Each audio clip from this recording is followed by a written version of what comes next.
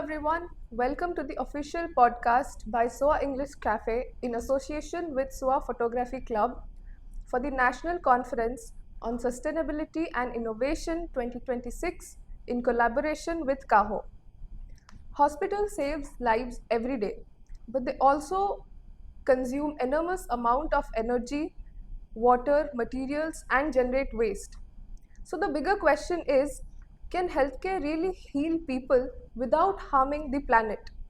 To explore this, we are joined by Mr. Pusparaj Samantasinghar, the medical superintendent of IMS and some hospital. Hello sir, good afternoon. Good afternoon. Before we begin, I would like to take a moment to ask you how you are doing today. I'm great. I'm so happy that we are discussing about our planet. We are discussing about green energy. We are discussing about smart hospitals. It is indeed a very memorable day and memorable event that is going on in SOA Campus 2 for 2 days, today and tomorrow. I'm so glad to hear that, sir. Let's begin with our questions to dive deeper into what Sustain Health is all about. Sir, let's start with the bigger picture. From an engineering standpoint, are Indian hospitals truly ready to take sustainability seriously, or are we still in the awareness and discussion phase? I think what I heard just in the inaugural session, I think it is part of both. It is already happening, and also there is a lot to do. Uh, as the as you know, our honorable vice chancellor, he himself is a pioneer in electrical energy and energy efficiency. Professor P.K. Nanda sir. He told very categorically that the energy is not about only retrieving smart energy or non-natural energy or clean renewable energy. It is also about saving energy for sustainability. And since hospitals are high consumption uh, institutions or public places, as the Director General also told Director General BE, Mr. Panigrai sir, he also emphasized on the fact that uh, since many hospitals are not following the mandate, maybe they are on the anvil. In the future, it will happen that they will make it mandatory for hospitals to follow. So it will be like that only. That if some hospitals are not following, and only around 50% of the hospitals are following, to make the other 50%, those who are erring hospitals, there will be a guideline law that it is now mandatory for those hospitals to follow. So it is on the anvil.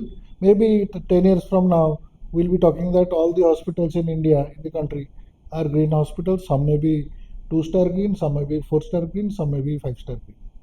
Yes, sir, I do agree that we have started taking actions, but we still have a long way to go. Moving on, if you are moving from awareness to actions, the biggest concern people raise is critical areas like ICUs and OTs. They consume a lot of energy. So, is it realistically possible to cut down their carbon footprint without ever compromising patient safety? This is where exactly this seminar is all about. Maybe this is the crux of the matter. How engineering is going to be integrated to build smart hospitals so that less amount of energy is consumed.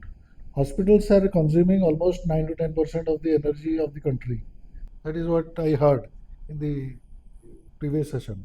So to cut down on that, maybe how we will make our OTs more smart, how we are going to make our ICUs, because these are 24 into 7 places where you cannot afford to break the continuity of the current or the energy power supply.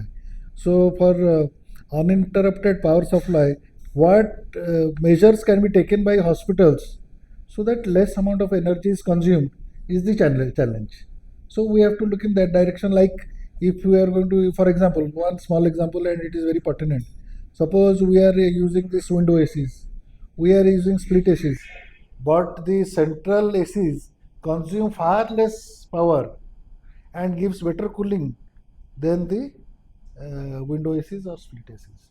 So the whole idea of while we are building hospitals, we must make our AC cooling system must be central cooling system, central AC, not putting window ACs and so the power consumption goes up maybe double or three times. So these are some of the initiatives that can be taken by the hospitals to overcome the unnecessary requirement of so much energy. Yes, sir, that was absolutely insightful. Moving on to our next question. When we talk about reducing energy intelligently, technologies like smart metering, IoT, and automation come up.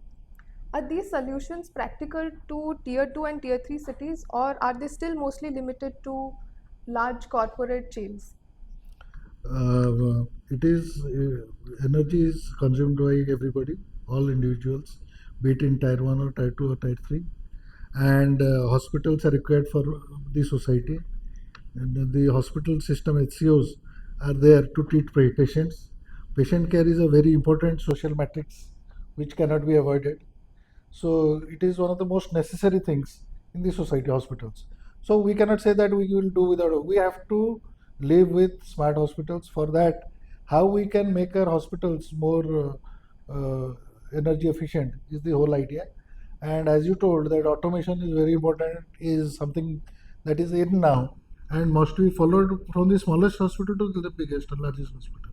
Because technology now is not an hindrance. Technology is surplus. We have to use technology as per our requirement. The technology that is used in a 100 bedded hospital will not be same as like our some hospital which is a 3000 bedded hospital. And the staff are also trained, like we are into the sixth cycle of NABH and NABL. So all our staffs are trained in to deal with the best protocols and prevailing standards.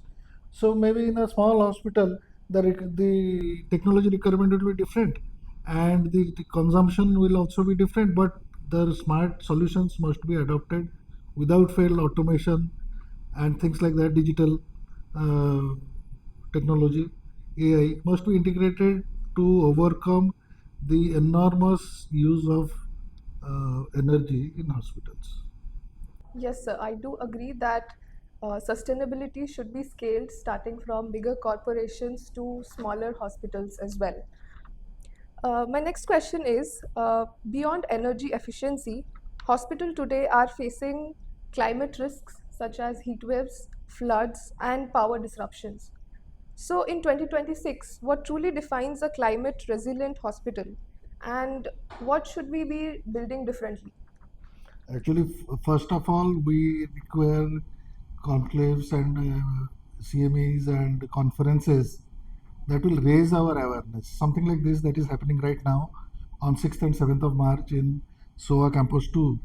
This program organized by ABCS, IMS, and CAHO is a, I think it's a game changer in itself.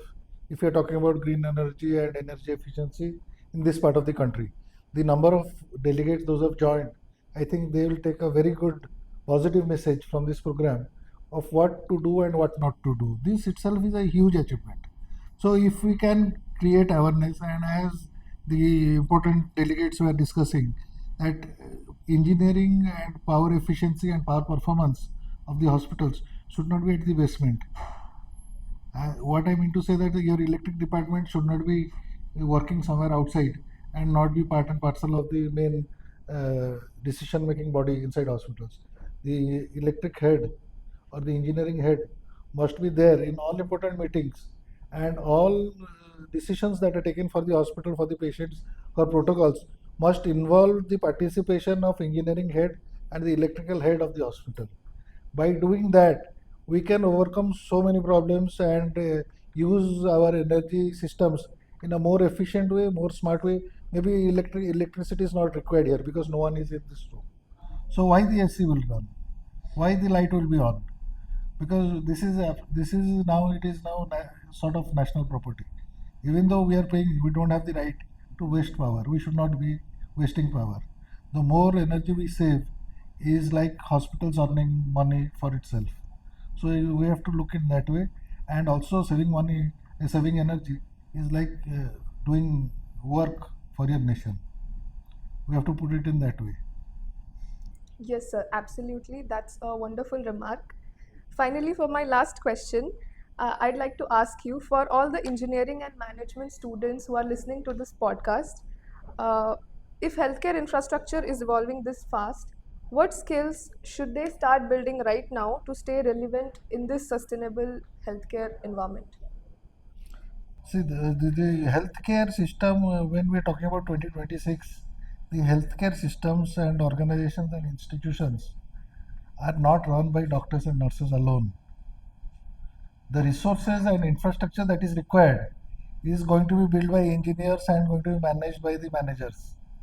So the role of hospital managers and engineers, they must be oriented and their awareness level for green energy and smart solutions to the problems faced by that locality, that region, must be addressed by the engineering and management students, not by doctors and nurses. They have very little idea regarding this part. So building infrastructure or hospitals which are green in nature and which are smart solutions and resilient, which will overcome maybe if there is a very high temperature like sunstroke going on in month of May. So it must be resilient enough that the cooling systems inside the hospitals are maintained in spite of the outside temperature being more than 40 degrees, 45 degrees like that. So that is how where the role of engineers and managers come into play in hospitals. So there needs to be proper training and awareness of what is green energy, how we can save energy, and how can we make it sustainable by through the new mandates, new regulations, new laws that are applicable at that point of time. So we must know what is the mandate of the government, what is the mandate of the Quality Council of India, what is the mandate of the NABH, what is the mandate of NABL, what is the mandate of CAHO. We must know all these things to build smart, resilient, and green hospitals. And that is where the role of engineers, that is where the role of managers will play a big part in determining whether the hospital is a green hospital, 5 star, or the hospital is a 2 star or a 1 star hospital. Yes, sir, absolutely. I'm sure our viewers will find this knowledge very insightful. And thank you so much for joining us today here. Thank you so much.